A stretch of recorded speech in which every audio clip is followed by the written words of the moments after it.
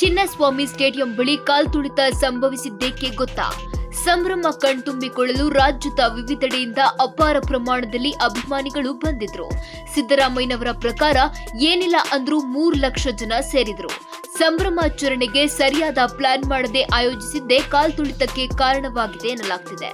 RCB cup ಗೆದ್ದಿದೆ ಅನ್ನೋದು ಗೊತ್ತಾಗ್ತಿದ್ದಂತೆಯೇ ರಾತ್ರೋರಾತ್ರಿ ಈವೆಂಟ್ ಮಾಡಲು ನಿರ್ಧರಿಸಲಾಗಿದೆ.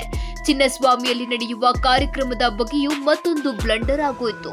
ಟಿಕೆಟ್ ವಿಚಾರದಲ್ಲಿ ಗೊಂದಲವಿತ್ತು. ಸ್ಟೇಡಿಯಂ ಒಳಗೆ ಎಂಟ್ರಿ ನೀಡಲು ಯಾವುದೇ ಪಾಸ್ ಬೇಕಾಗಿಲ್ಲ ಎಂದು ಮೊದಲು ಹೇಳಲಾಗಿತ್ತು. ಕೊನೆಯಲ್ಲಿ ಪಾಸ್ ಇಲ್ಲದವರಿಗೆ ಟಿಕೆಟ್ ನೀಡಲು ಸಾಧ್ಯವಿಲ್ಲ ಎಂದು ಸಿಬ್ಬಂದಿ ನಿಲ್ಲಿಸಿದ್ದಾರೆ. ಯಾವಾಗ ಸ್ಟೇಡಿಯಂ ಸಿಬ್ಬಂದಿ ಟಿಕೆಟ್ ಕೇಳಲು ಮುಂದಾದ್ರೂ ಅಭಿಮಾನಿಗಳು ಕೆರಳಿದ್ರು.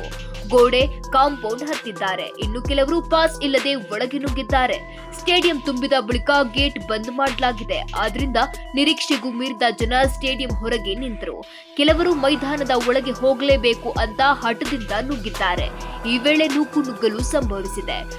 ನೋಡ್ತಿದ್ದಂತೆ ಕಾಲ್ತುಳಿತ ಉಂಟಾಗಿ ಅನಾಹುತ ಆಗಿದೆ. ಟಿಕೆಟ್ ಬಗ್ಗೆ ಕ್ಲಾರಿಟಿ ಕೊಟ್ಟಿದ್ರೆ ಸ್ಟೇಡಿಯಂ ಮುಂದೆ ಕಾಲ್ತುಳಿತ ಆಗ್ತಿರ್ಲಿಲ್ಲ ಎಂಬ ಮಾತು ಕೇಳಿ ಬಂದಿದೆ.